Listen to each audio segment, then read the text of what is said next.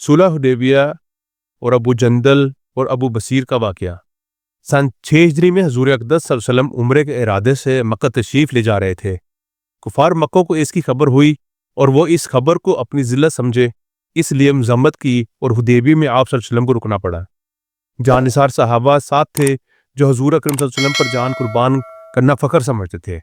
लड़ने को तैयार हो गए, मगर हजूर सल्लल्लाहु अलैहि वसल्लम ने मक्का वालों की खातिर से लड़ने का इरादा नहीं फरमाया और सुलह की कोशिश की, और बावजूद सहाबा की लड़ाई पर मुस्तैदी और बहादुरी की हजूर अकरम सल्लल्लाहु अलैहि वसल्लम ने कुफार की इस कदर रियायत फरमाई कि इनकी हर शर्त को कबूल फरमा लिया। सहाबा को इस तरह दब कर सुलह करना बहुत ही नागवार था, मगर हजूर अकरम सल्लल्लाहु अलैहि वसल्लम के इरशाद के सामने क्या हो सकता था कि जानिसार थे और फरमाबरदार, इसलिए हजरत उमर रज़ियल्लाहु अन्हु जैसे बहादुरों को भी दबना पड़ा। सुलह में जो शर्तें तय हुई, उन शर्तों में एक शर्त यह भी थी कि काफिरों में से जो शख्स इस्लाम लाए और हिजरत करे, मुसलमान उसको मक्का वापस कर दें, और मुसलमानों में से खुदा ना खास्ता अगर कोई शख्स मुर्तिद होकर चला आए तो वो वापस न किया जाए। यह सुलहनामा अभी तक पूरा लिखा भी नहीं गया था कि हजरत अबू जंदल एक सहाबी थे जो इस्लाम लाने की वजह से तरह तरह की तकलीफें बर्दाश्त कर रहे थे और जंजीरों में बंधे हुए थे।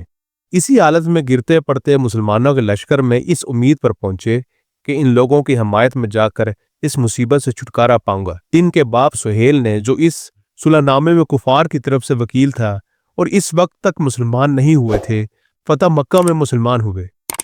उन्होंने साहबजादे के तमाचे मारे और वापस ले जाने पर इसरार किया।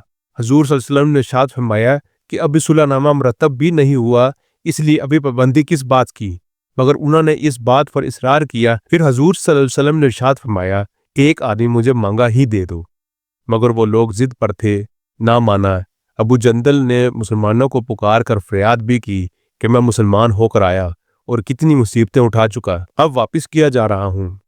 उस वक्त मुसलमानों के दिल पर जो गुजर रही होगी अल्लाह ही को मालूम है, मगर हजूर सल्लल्लाहु अलैहि वसल्लम के इरशाद पर वापस हुए। हजूर सल्लल्लाहु अलैहि वसल्लम ने तसल्ली फरमाई और सब्र करने का हुक्म दिया और फरमाया कि अनकरीब हक ताला शानू तुम्हारे लिए कोई रास्ता निकालेंगे। सुलहनामा मुकम्मल हो जाने के बाद एक सहाबी अबू बसीर बिन मुसलमान होकर मदीना मुनव्वरा पहुंचे। कुफार ने इनको वापस बुलाने के लिए 2 आदमी भेजे। हजूर अक़दस सल्लल्लाहु अलैहि वसल्लम ने हस्बे वादा वापस फरमा दिया।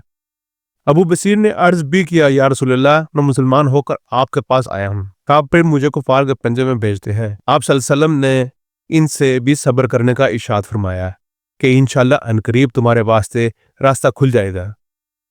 ये सहाबी इन दोनों काफिरों के साथ वापस हुए। रास्ते में इनमें से एक से कहने लगे कि यार, तेरी ये तलवार तो बड़ी नफीस मालूम होती है। शेखी बाज आदमी जरा सी बात में पुल ही चाहता है। बनियाम से निकाल कर कहने लगा, हाँ, मैंने बहुत से लोगों पर इसका तजर्बा किया। ये कहकर तलवार इनके हवाले कर दी।